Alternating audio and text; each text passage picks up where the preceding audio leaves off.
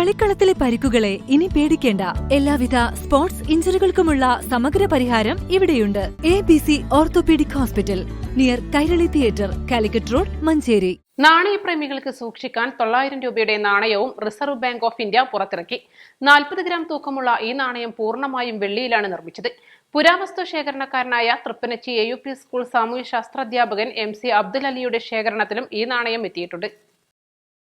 ലോകമെമ്പാടുമുള്ള ജൈനമതക്കാർ ആരാധിക്കുന്ന 22ാമത്തെ ഭഗവാൻ പാർശ്വനാഥിന്റെ ജനനസ്മരണയ്ക്കായാണ് റിസർവ് ബാങ്ക് 900 രൂപയുടെ നാണയം പുറത്തിറക്കിയത്.